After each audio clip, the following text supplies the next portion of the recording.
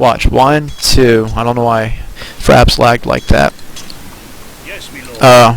Well, the computer has hit points in this Civ, so what I was explaining doesn't really apply. But in a real game, nobody puts hit points on their citizens, and even if they do, it probably takes away something that would be a lot more useful.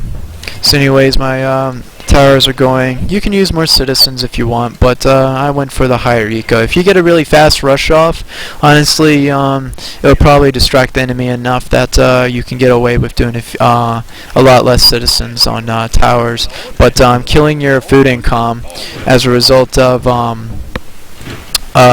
trying to get off a awesome rush in your iron production, if the enemy beats that rush and he had a standard eco going on, you're really at a huge disadvantage. So you don't want to do anything that's going to really be detrimental to your production. So anyways, I got a few idle citizens, well, at least one. He's doing that tower. So I press tab every now and then in a game to really just make sure my eco is balanced. I mean, if you notice, my resources is really low. Obviously, you're going to dispose all of the wood at the beginning. That's not hard, but keeping your food and iron balance is a challenge. I have three citizens in queue of my capital. It's not a good idea to have like 5 citizens or 4 citizens or 3 depending on the time in queue. But I got a little food income, and pretty much for the next 2 production waves, my food and iron is going to be used to make swords. So we'll continue the game. Another trick, if you notice, my iron's 18. You can even put your iron miners in hotkey groups, and you can force feed. And what I mean by force feed, telling them to drop off before they actually have to. If you see, they got a good chunk of iron here, but I could get off another round of production before they actually finish, just like that. So anyways, I got my attack upgrade. You want to follow soon with your speed upgrade. Honestly, I probably would have done it a bit sooner. It's always nice to be able to run faster than your enemy's swords and chase down citizens a bit quicker. So I'm going to go ahead and do that. I'm going to kill one of my sit queues here, and that doesn't affect your build time. Don't right click off of here, because I'll kill your production here. But now I got enough resources to get a speed upgrade, so I'll go ahead and do that. I put my military, my main military on my 4th hotkey. You don't have to, but that's what I do. So anyways, we got a nice little balance of eco here.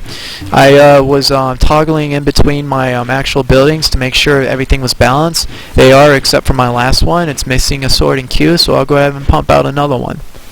This is all stuff you need to just practice. It comes to you easy once you get used to it.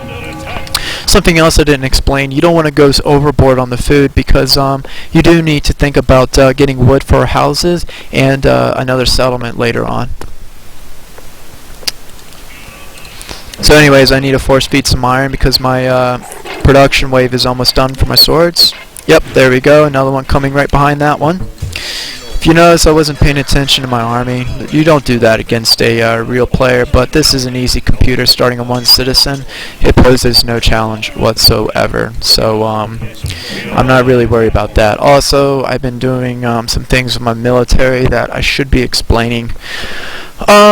You got commands, so I'll just use one sword that like you can shift click, and that tells the path of what you want the sword to do. Let's say I want to go in and kill that person's hunt.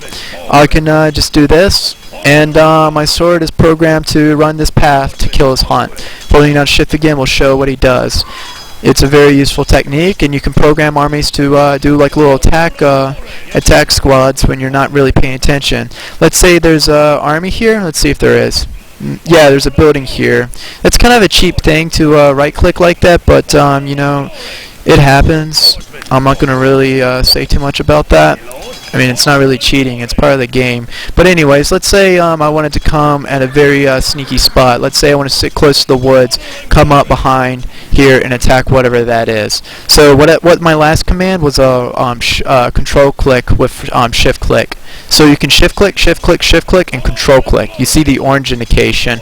Control click tells your army to move aggressively, so it won't attack walls, but anything that can attack it or a unit it can attack without a command, such as a citizen, a building such as houses, it'll do farms, just no walls pretty much.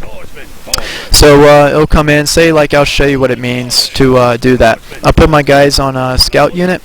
By the way, I'm not managing my eco at this point. I showed you the start up to a point. I might build a farm or a settlement, depends on what the map looks like. But I'll just do a settlement at my forage patch. It it's just a little bit faster drop off. But anyways, yeah, I'll put these guys on scout so I can show you what it kind of looks like to go in and control click. So I mean, just regular clicking, my swords aren't going to do anything because they're on scout behavior. They don't attack.